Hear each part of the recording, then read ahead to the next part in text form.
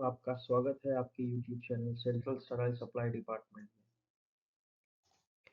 आप सभी का क्वेरी है कि सर CSSD में ज्वाइन करने के लिए क्या एजुकेशन चाहिए, कहाँ पे हमें अप्लाई करना है, कैसे हमें जॉब मिलेगा और कितनी सैलरी होगी, कौन से ऑर्गेनाइजेशन में हम जॉब कर सकते हैं, कितना एक्सपीरियंस चाहिए। इन सभी का इस वीडियो के द्वारा आपको क्वेरी रिजॉल्व हो जाएगा।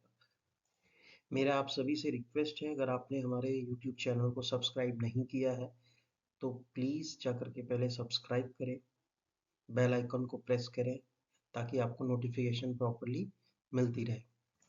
तो सबसे पहले अगर आपको किसी भी फील्ड में जाना है तो सबसे पहले आपके पास होना चाहिए एजुकेशंस।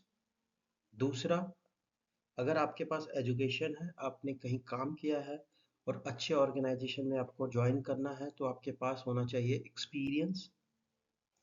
तो हम इन सभी बातों पे आगे नेक्स्ट जो स्लाइड है हमारा उस पे हम डिस्कस करेंगे।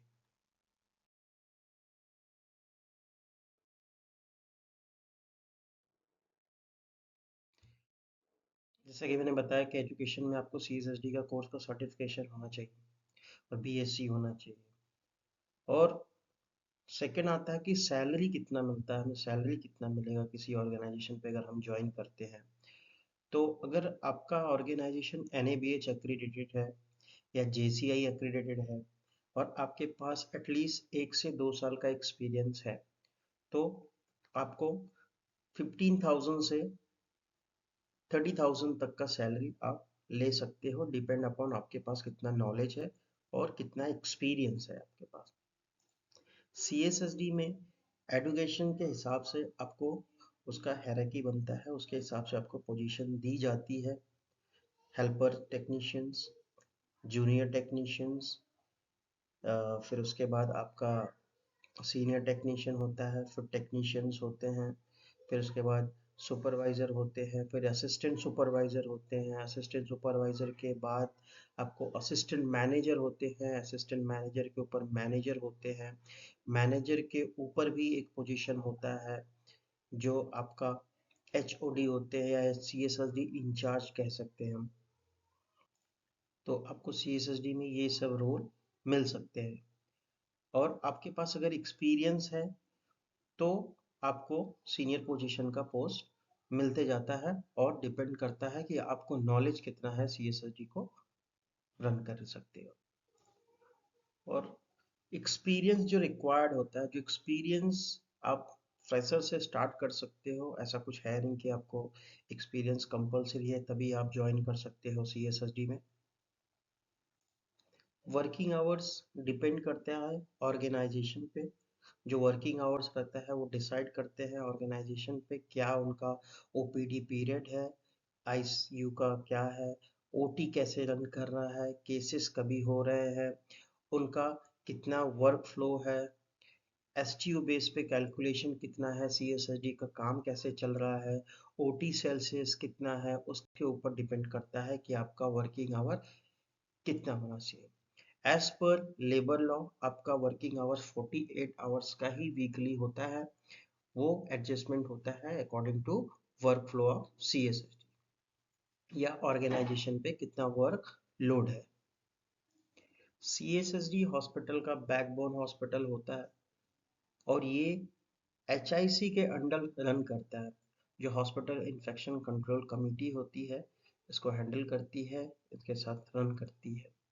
और CSSD जो इंचार्ज है वो HIC हेड और मेडिकल सुपरिटेंडेंट को डायरेक्ट रिपोर्टिंग कर सकता है अकॉर्डिंग टू हॉस्पिटल प्रोटोकॉल और हॉस्पिटल SOP। ऐसे मेरे बहुत सारे सब्सक्राइबर हैं जिनका एक क्वेरी था कि सर हमें सैलरी कितना मिलेगा। सैलरी आई होप आपको क्लियर हुआ होगा। मैं एक बार फिर से बता सकता हूँ, आपको बता देता हूँ कि सैलरी आपका जो 15,000 से स्टार्ट होता है आपका 1 लाख तक जाता है, अगर डिपेंड अपॉन द पोजीशन। अगर आपका मैनेजर हो, असिस्टेंट मैनेजर हो तो आपकी सैलरी बिटवीन 40 टू 80,000 के बीच में सैलरी हो सकती है और डिपेंड करता है कौन से ऑर्गेनाइजेशन पे आप ज्वाइन किया है, आप काम कर रहे हो। CSSD का जो वर्क फ्लो है प्राइवेट हॉस्पिटल और गवर्नमेंट हॉस्पिटल दोनों का ही डिफरेंशिएट होता है। दोनों की चीज़ें अलग अलग होती हैं। As compare government hospital private hospital इस पे ज़्यादा ध्यान देते हैं, बहुत सारी चीज़ें बहुत इनिशिएट करके करते हैं, उनकी क्वालिटी एश्योरेंस मेंटेन ज़्यादा होता है उनके पास, टाइम टू टाइम उनको ट्रेनिंग प्रोवाइड होते हैं, बहुत सारे ऐसे न्यू इक्विपमेंट्स न्यू इंस्ट्रूमेंट या न्यू चीज़ें एड ऑन होती रहती हैं जिससे उनका स्मूथ फंक्शनिंग CSSD रन कर सके। बहुत सारे ऐसे ऑर्गेनाइजेशन हैं जो अभी पेपर फ्री वर्क कर रहे हैं विदाउट पेपर, जिससे उनका पेपर कॉस्ट बच रहा है, बहुत सारी चीज़ें वो ऑनलाइन डिजिटली कर रहे हैं, जैसे कि इंस्ट्रूमेंट को ट्रैक करने में बहुत ही आसानी है और काफ़ी इजी इंस्ट्रूमेंट को हैंडल किया जा रहा है।